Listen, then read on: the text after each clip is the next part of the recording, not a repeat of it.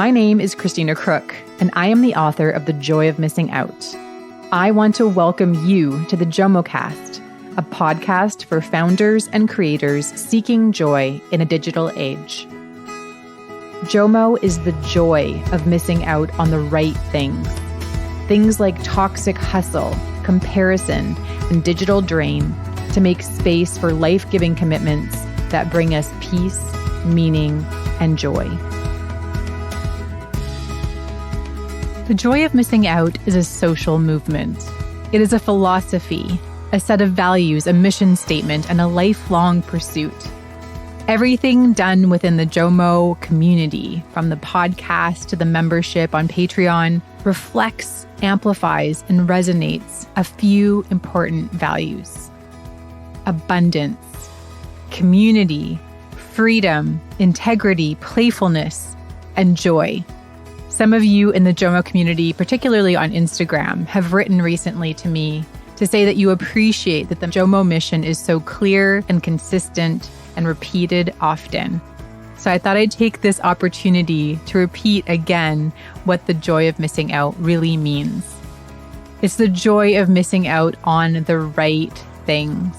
Things that take from us, things that steal, things that diminish us, diminish humanity, in order to make space for things that bring us joy and peace and meaning and purpose. And that is what the JOMOcast is all about. You may have noticed that we have not mentioned our sponsor, Hover, the last couple of episodes, and that's because, unfortunately, Hover was unable to continue their commitment as a sponsor with the JOMOcast, but we're so incredibly grateful for them sponsoring the first 10 episodes of the podcast. Which means that we're in a position where the JOMOcast is now entirely Patreon supported. If this podcast is bringing value to your life, I would ask that you please consider supporting it. When we support what supports us, we're able to hear and listen to and consume the things that we love because the creators that are making it have the support they need to keep going. So if you want to become a JOMOcast Patreon supporter, you can go to patreon.com/JOMOcast to become a supporter today. And I would like to call out the newest JOMO patrons that have signed up in the last few weeks: Marcia Ramos, Valerie Lamb-Bentley, Christina Maleka, and Jennifer Fowler. Thank you so much for your support. I hope you enjoy this episode of the JOMOcast. Thanks to their miraculous homing instincts, pigeons have a long and honourable track record in delivering messages. The ancient Greeks sent them out to broadcast the names of victorious athletes at the original Olympic Games. And Julius Caesar employed Pigeon Post during his conquest of Gaul.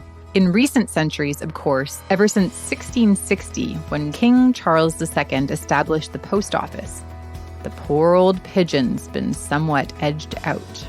Well, my guest today thinks it's time to reintroduce Pigeon Post, but in a modern iteration. John Morse-Brown came up with the idea of Pigeon after falling out of love with social media.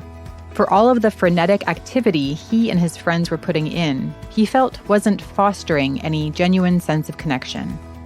There was something about it that left him feeling hollow and empty. So he took the plunge and closed his social media accounts. But then a good friend of his moved from Britain, which is where John lives, to the USA.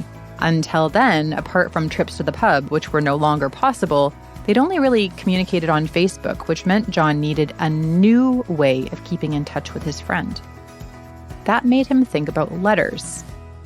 Compared with posting online, letter writing creates quite a few hurdles. Laying hands on writing paper, finding an envelope, an address, a stamp. Then there's the tyranny of an empty page. What to write? How on earth do you start? John realized he had the opportunity to reinvent the letter. And our interview today is about that journey. I hope you enjoy my conversation today with John Morse-Brown, the UK-based graphic designer and founder of Pigeon Post. So I first discovered Pigeon when I opened up my post office box. And there inside was a beautiful, brightly covered envelope, which turned out to be more than an envelope. I literally skipped out the door of the post office with joy and delight and sat where I normally sit to open mail at this little shelter in my neighborhood and unfolded this 8.5 by 11 envelope, which turned into a piece of paper, and laid it flat. And there I found the words of John Morse-Brown writing to me from the United Kingdom about his project called Pigeon. So I'm thrilled to have John on the podcast today. Hello, John. Hello. Yeah, great to be here. Where are we speaking to you from today? Well, I'm in Birmingham in England, so the middle of England. I work in a small office just south of the city centre. It's a very old Victorian building. My office is called the Pigeon Loft. I love it. Didn't the BBC come to the Pigeon Loft? They did, yeah. When just before I launched, they found out about it and came to do a little piece on me, which is a great way to start. I didn't more than I expected, so that was fantastic. That's really fun. And this is an office you also share with your day job as a graphic designer. Is that correct? That's right. Yeah, my day job is a graphic designer, and this is a project I've been building in the background, and it launched about 6 months ago. Hoping one day it'll take over my day job. That is always a dream. I think you've got a great start. So walk us through a little bit about your decision to reinvent the letter. Walk us through the journey to that moment or that idea. Sure. Okay, so it was back in the days when Facebook was all over the news for hacking, Russian interference. It was all about the American elections, actually. And it wasn't good coverage. And I think that and my experience on Facebook combined to basically make me switch off Facebook. I finally took the plunge and thought, you know what, this is not a good experience for me. I don't like what I'm hearing about the platform. I'm going to switch it off. And that's what I did. I basically felt that it was my interaction with Facebook was generally negative. If it wasn't sort of scrolling obsessively through my friends' accounts, it was getting annoyed at people because they were oversharing, and they probably thought the same of me. It just didn't feel like a sort of joyful place to be anymore. So eventually I switched it off. When you say you switched it off, you mean you deleted your account. You didn't just log out. I downloaded everything they knew about me, had a good look at that and thought, blimey, that's a lot of information you've got on me. And then started the delete process, which takes about a month or something, I think, tried not to log back on again, because I think if you log back on again in that month, they'll reinstate your account. So anyway, I managed it. I'm off Facebook. But then a problem occurred because I've got a really good friend who used to live on the next street to me where I live in Birmingham, and regularly go around to his house or go to the pub with him. But then he moved to New York. And previously, the only way when he was in New York, the only way I kept in touch with him was with Facebook Messenger, just the odd message here and there. There was no other way I spoke to him or communicated with him. So I thought, how am I going to keep in touch with John? So that Christmas, after I'd left Facebook, I decided I'd give him a letter writing pad. Had a pen made with his name on it, gave him some envelopes, and he thought I was mad. Yeah, thought I was absolutely nuts.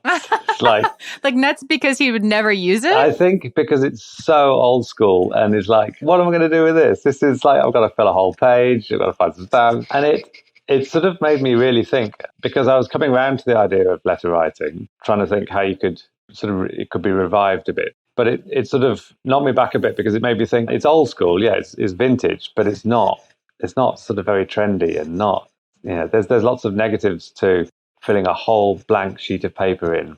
So it just started me thinking, really, what could I do to make the letter more appealing to our generation with our short attention spans and that kind of thing. So slowly over that Christmas and then into the new year, I came up with this idea. I found this fold, a really clever little origami fold that folds a single sheet of paper into its own envelope. And then I worked out how to put patterns on it so that the area that you're writing in is not too big. It's just like a postcard, really, not too daunting. They look gorgeous. They're much more efficient than if you've got a letter writing pad, you have to go and find the right size envelope and stuff like that. So eventually I came up with the whole concept of Pigeon, which, as you've seen, is a small letter, that piece of paper that folds into its own envelope. You seal it with a stamp, and off it goes. It has this. It's so beautifully designed. It has the space where it shows you exactly where you stick your stamp, because most of us don't even know where to write the stamp or the to and the from and all those things. It's all built right into the design. Foolproof. Yeah, totally Letter foolproof. writing. Totally foolproof. And so I launched it about 6 months ago, and it's had a really good reception. I've been blown away by the sort of the comments that I've had from people who've bought it or seen it.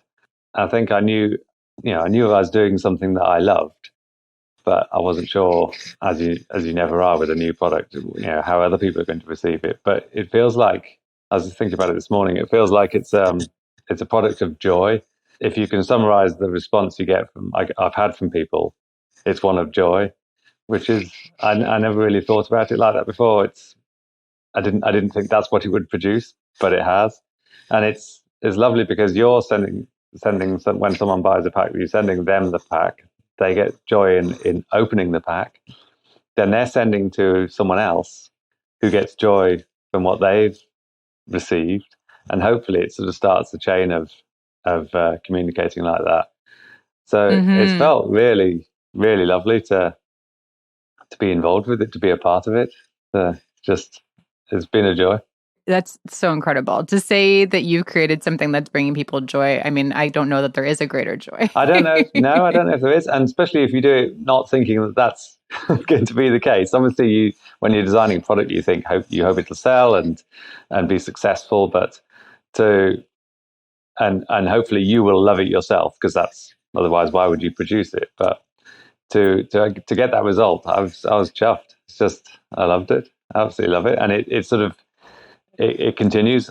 When I send a pack out, a couple of days later, I always email the person who's bought it to see whether they received it or not. And quite a few times, without me asking, they'll tell me what they think of it and where they found out about it. And those are the messages I treasure. I had one about a week and a half ago from a lady over this side of the Atlantic who had found it in a magazine and immediately bought two, and then immediately emailed me out of the blue without me asking her to say exactly what she thought of it, which was she absolutely loved it, and was hoping that she was quite ill with a nasty illness, and she said that receiving postal delivery, she thought could be a highlight of her day, but generally it's all bills and type stuff. So when she'd seen Pigeon, she thought, right, she's going to buy some, send them to her friends and relatives, because for her, she said that receiving a text message to say, how are you doing and hope you're feeling okay today, was nice, but not half as nice as knowing that someone has sat down for 20 minutes, quarter of an hour, and written you a personal note. So she sent all these pigeons out and is now hoping to receive some back. So basically sort of sending out a little parcel of joy with the hope of receiving joy back herself. And I've had quite a few, we've had a few emails back and forth with her. She just bought some of the Christmas pigeons, which have just launched today, actually. And yeah, it's just been lovely to hear personal stories of people that I've never met, I would never have met otherwise, who have been nicely affected by having a pigeon and writing them and receiving them. Listening, maybe you can hear the smile in John's voice, but he's got the biggest smile on his face right now as I'm seeing him across the Atlantic through the power of the internet. Thank you, internet. But when you originally, I first connected and you shared your story, it really felt like your motive with creating Pigeon was to increase connection. You really wanted to see people connecting. Is that what it sounds that's exactly what's happening. Absolutely. I think that was one of my first blog posts I did on the Pigeon website, which was to say that I used the phrase that love makes the world go round. And I said, yeah, that's true. But I think there's something else we all need, which is maybe a bit more basic, and that's connection. And it felt like to me that frenzied, social app filled, digital, never switched off world. Although on the face of it makes it we may think we are more connected than ever because we have 300 friends online and lots of WhatsApp groups, etc., etc. I think we're actually less connected because of the medium. I personally, and obviously there will be people who love Facebook and whatever, but personally, I don't feel it connects me as well as it could do. And I think Pigeon was a kind of sort of backlash for me against that. Just putting it out there really as here's another way of connecting, which we've lost almost. I think it is reviving. There are actually lots of letter writing groups that you can find online all over the world now, which is quite amazing. But it's a means of communicating that is very old and in many ways has been sort of eaten up by Facebook and such like. So it's really just a way of saying, look, I think this is a more fundamentally connecting way of connecting. I've said it in the blog, for me, it's the difference between broadcasting, or one of the differences is the difference between broadcasting and narrowcasting. Broadcasting is when you take a picture of your meal, or you say how you're feeling, or say what you've done today, or wherever you are on holiday, and you send it to all of your friends at the same time. Now, I think a lot of people who receive that go, well, it doesn't affect them much. They go, well, great, John's on holiday in the Bahamas, lucky him. Or it might actually make them think, yeah, I'm stuck in my office. I wish I could be in the Bahamas. So that's broadcasting. If you narrowcasted that and wrote to one friend to say, I'm in the Bahamas and this is what it's like, and they would actually love it. It's the same content, exactly the same content. But because that one friend of yours knows that you've taken the time to sit down and communicate what you're feeling and where you are and how it is to him or her only, it turns it from a oversharing, potentially annoying post to a treasured bit of news, which the other fascinating thing is, which is you're more likely to read again. How many people reread Facebook posts, or only if they're really, really funny or whatever. But generally speaking, you read it once, you skim it, you move on. Whereas I've got letters now that I've received that I've read 3 times because I read it once, and a week later I was like, "What did David say in that? That was so funny!" And I could find it again and reread it again and get the same pleasure all over again. So it does feel like a way of fostering connection that I think we've perhaps lost a little bit. Absolutely. I mean, there's so many threads I want to pick up from what you've said. I find with writing a letter that actually I don't tend to send them from fancy places like the Bahamas.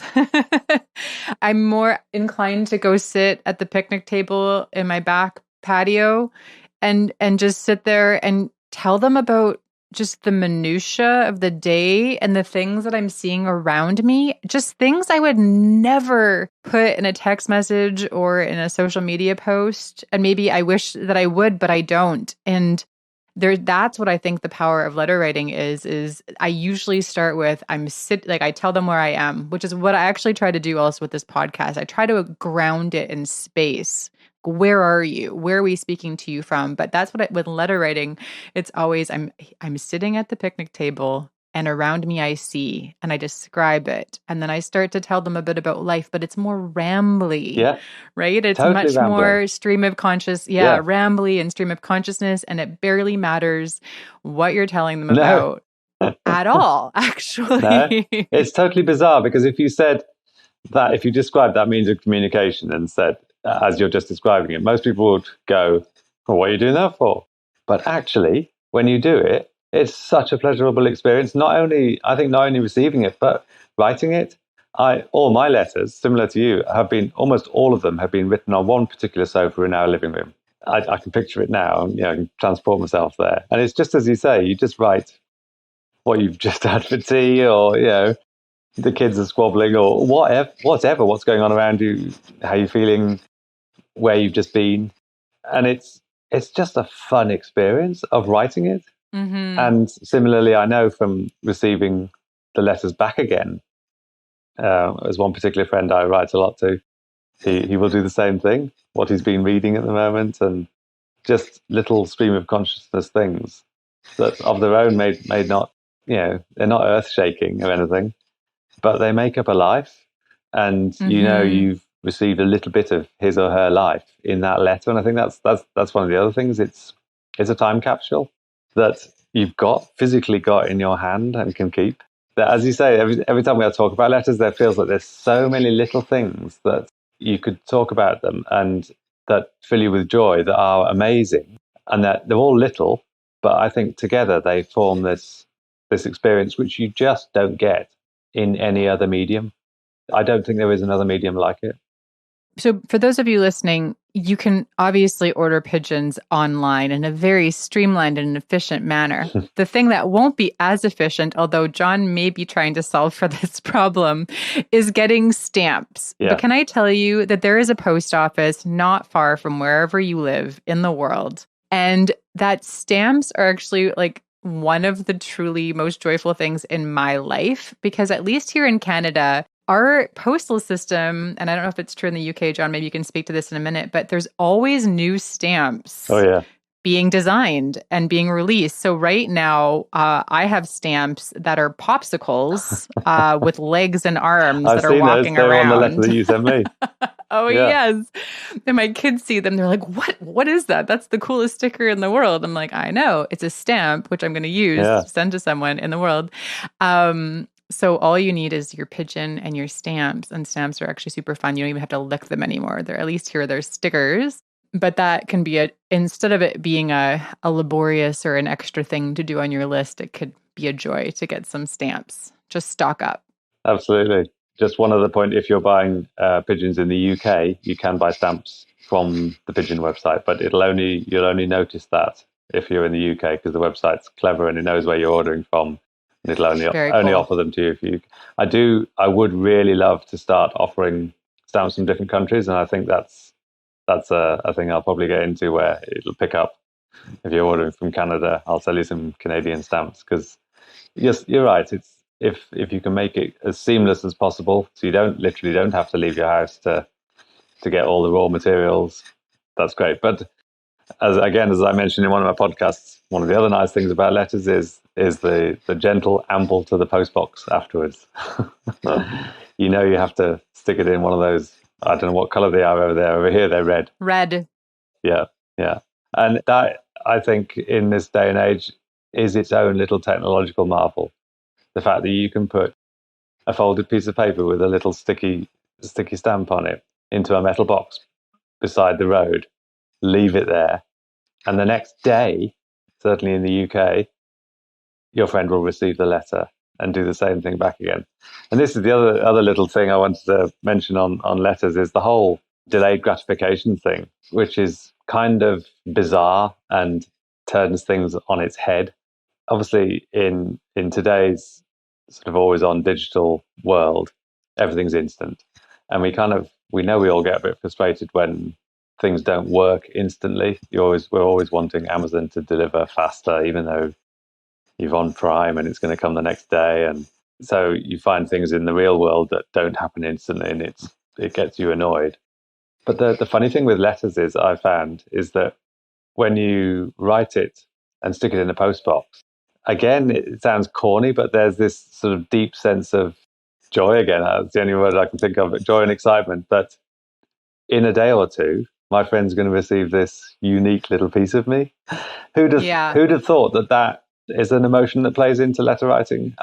Unless you've done it, you just don't know. And then you do it and you think, blimey, it's not just the enjoying the writing it and the enjoying receiving it. It's actually the enjoying of the waiting for it, which is bizarre. Mm-hmm. The fact that waiting can be turned into a positive in this day and age is, I find, amazing. It's such a good point. I think there's also, for the other person, it's just that incredible element of surprise and delight, totally. Right? Well, you're finding joy in the waiting to hear from them, because they're going to get in contact, because basically no one gets joyful mail anymore. It's like one of the truly greatest things in the world. As people who have listened to this podcast regularly know that I think that to be true. But on the other side, it's just, right, like you described before with that woman who's, got health challenges every day opening up your post box. My kids do this. My kids are the ones that open up the mailbox to check what's inside, and it's bill, advertisement.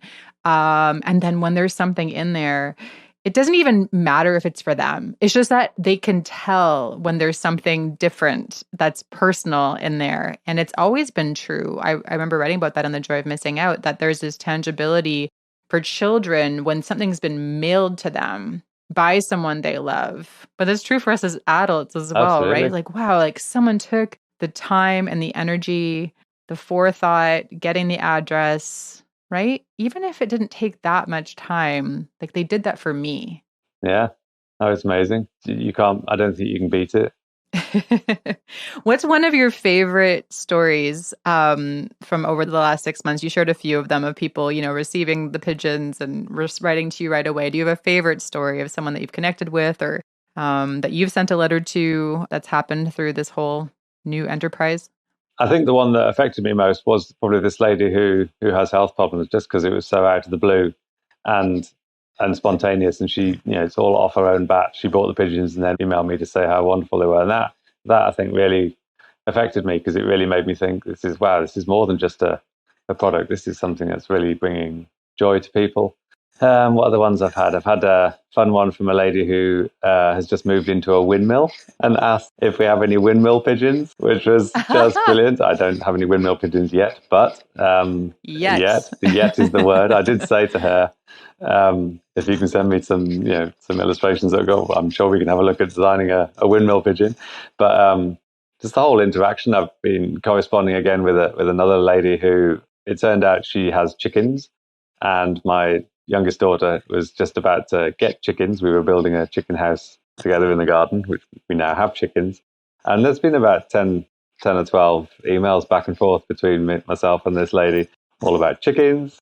She even sent my daughter some barn owl. I don't know if you have barn owls over there, small owls. Oh, yes. Barn owl pellets in the post after discussing them on email, because she'd found them on her farm and thought my daughter might be interested in them if she's likes nature and outdoors and chickens.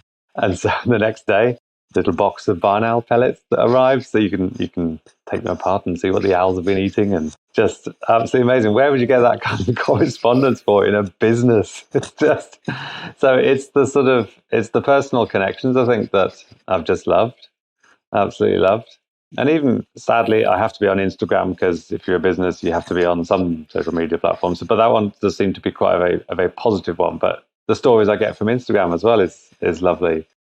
People who've bought some in a shop. There's some shops in the UK that sell pigeons now, and then have posted a picture of them and said how much they love them, that kind of thing. And it gets back to me, and it adds to the joy. So yeah, just lots of really positive, lovely stories. That's awesome. Can I share a little bit about our shared project?